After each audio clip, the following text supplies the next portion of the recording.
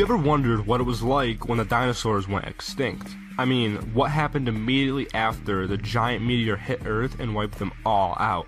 And what would happen if such an event were to happen in our current world? Well, today we're going to be looking at just that. But before the video gets started, make sure to drop a like and a comment letting me know your thoughts. Something that lots of people often fail to realize is that the Earth is hit with meteors every single day. They're just small enough to where they don't do much damage, or they burn up in our atmosphere before even making it to the ground. But occasionally, one is big enough and traveling fast enough to make it all the way through our atmosphere and hit Earth. The frightening fact is that a meteor doesn't even need to be that big to do significant damage. For example, a meteor the size of a small garage could annihilate an entire large city, like New York City for example. Because they're traveling at tens of thousands of miles per hour, they hit with the force of a nuclear bomb. In comparison, the meteor that took out the dinosaurs was several kilometers long, which is very big, so you can imagine the kind of force that came along with it. So, the question is, what would happen if a meteor this size were to strike Earth today? A meteor of similar size would almost definitely kill 99% of the life on Earth. Immediately after the impact, a huge earthquake would span around the Earth thousands of miles per hour. It would also trigger volcanic eruptions all over the world. The power of the meteor hitting Earth has 10 million times the power of the nuclear bomb that was dropped on Hiroshima and would flatten everything in a 1 to 200 mile radius. For example, if it were to hit New York, virtually every building from Washington, D.C. to Boston would be flattened. Within hours to days after the initial strike, millions are obviously dead and the real threat would start to kick in.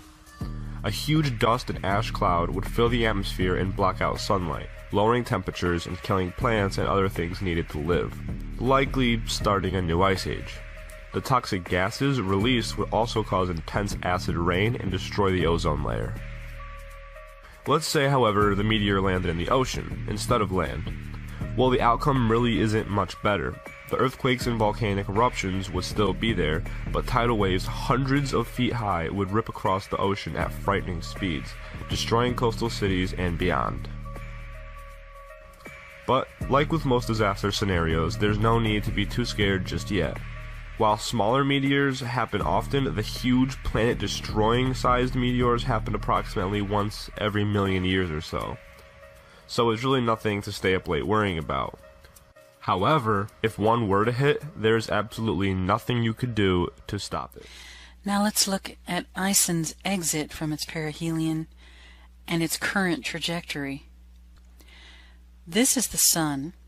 This is Ison. Here is the orbital plane of the planets orbiting the Sun. It went in this direction as we see here. Now there is no such thing as north, south, east, or west in space.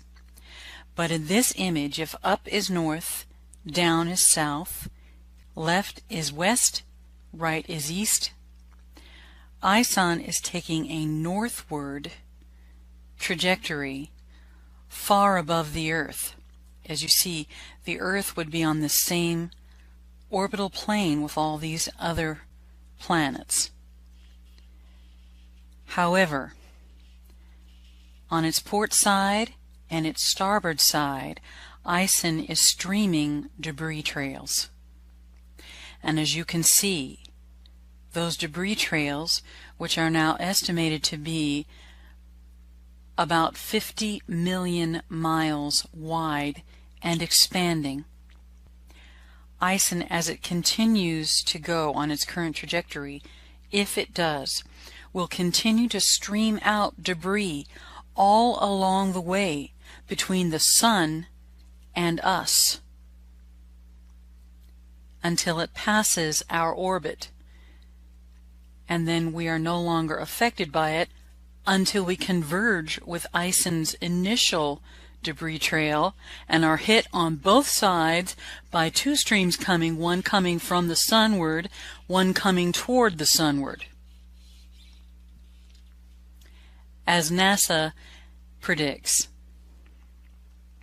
In the meantime, this trail is going to be streaming down from Ison for as long as Ison exists, all the way past the Earth.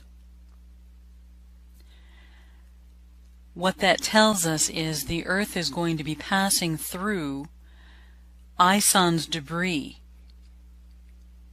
for a good while. No one knows how long, and scientists cannot predict how large any of this debris is going to be. But it will range from dust particles and gases, some of which are very poisonous, some of which are innocuous, to meteorites and meteors. We know that. How large? We cannot at this time know. As we were shown by NASA, when Ison passed Mars, Mars Reconnaissance Orbiter observed Ison on October 1st. And Mars Reconnaissance has been watching Ison on and off ever since. But something very interesting is happening with Mars Reconnaissance Orbiter now. This is the Sun. This is Ison. Now there is no such thing as north, south, east, or west in space.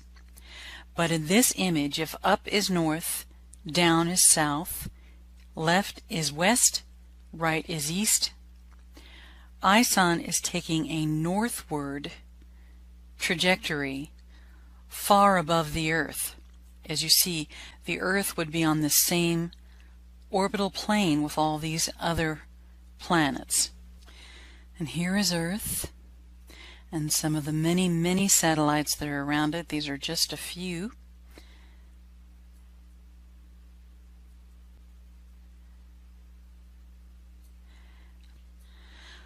Lo and behold, here is Mars Orbiter mission on a direct trajectory toward Earth's orbit.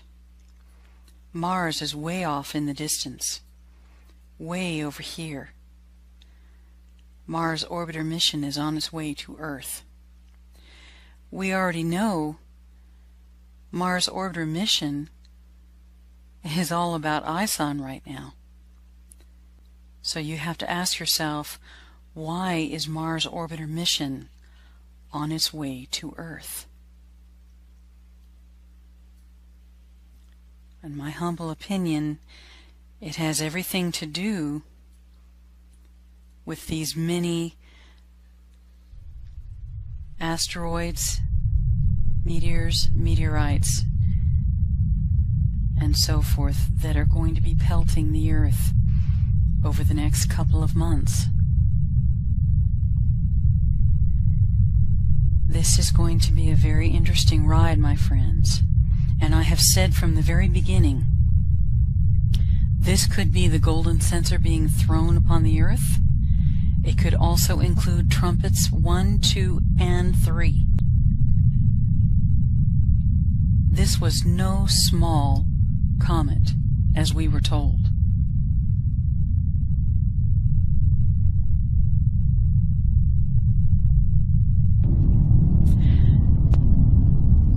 Just before the first trumpet takes place, Revelation 8:5, it says, "Then the angel took the censer, filled it with fire from the altar, and hurled it on the earth.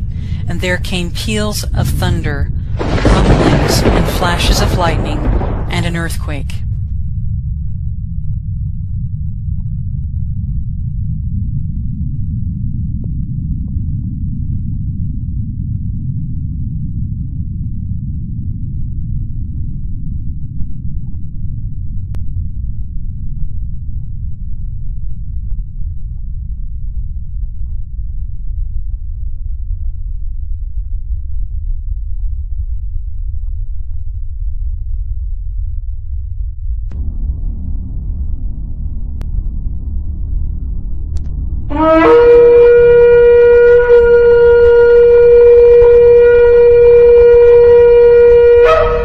Is Ison the first trumpet?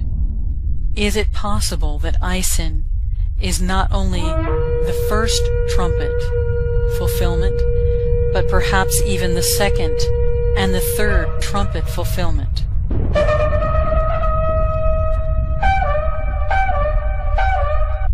Let's look at that for a moment. The first angel sounded his trumpet, and there came hail and fire mixed with blood, and it was hurled down on the earth. A third of the earth was burned up, a third of the trees were burned up, and all of the green grass was burned up. The second trumpet, the angel sounded his trumpet, and something like a huge mountain, all ablaze, was thrown into the sea.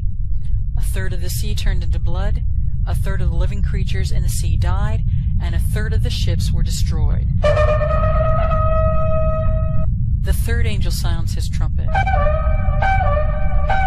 and a great star, blazing like a torch, fell from the sky on a third of the rivers, on a third of the springs of water, and the name of the star is Wormwood. A third of the waters turned bitter, and many people died from the waters that turned bitter. Ison, as it continues to go on its current trajectory, if it does, will continue to stream out debris all along the way between the sun and us until it passes our orbit, and then we are no longer affected by it until we converge with Ison's initial debris trail and are hit on both sides by two streams coming, one coming from the sunward, one coming toward the sunward. As NASA predicts. In the meantime, this trail is going to be streaming down from Ison for as long as Ison exists, all the way past the Earth. What that tells us is the Earth is going to be passing through Ison's debris for a good while. No one knows how long, and scientists cannot predict how large any of this debris is going to be. But it will range from dust particles and gases, some of which are very poisonous, some of which are innocuous, to meteorites and meteors. We know that. Does that sound like a lot of fireballs coming toward the earth? It sounds like it to me. Joel chapter 2, pour out my spirit upon all flesh, and your sons and your daughters shall prophesy, and your old men shall dream dreams. Your young men shall see visions, and also upon the servants and upon the handmaids. In those days will I pour out my spirit, and I will shew wonders in the heavens and in the earth, blood and fire and pillars of smoke. Your thoughts on that scripture, Reverend Michelle Hopkins? I believe that is playing out today. That the Lord's Spirit is being poured out on people all over the world. Sons and daughters are prophesying, old men and young, dreaming dreams, seeing visions. Men and women are seeing these things, visions and dreams. In fact, when I was 12 years old, I had a dream, and it was a prophetic dream, and it was about the first trumpet. Now, at 12 years old, I had never heard of the first trumpet. I didn't know the first thing about it. But I had this dream, and in this dream, I was in the city, and I could see all these fireballs coming down out of the sky. They were coming down on people, and people were being killed, and the buildings were being just absolutely destroyed by these things, and they were just, the number of them was incalculable. And I kept crying out, this is the first trumpet. The first trumpet has sound. And now, when I have been making these videos about Ison, and about why I believe we are now in the golden censer, the time of the golden censer, with these things being thrown down upon the earth, and why I believe the first, second, and third trumpet is about to sound. While I was making this, it was as if the Lord said to me, this is the fulfillment of your dream. This is you telling the world the first trumpet is about to sound.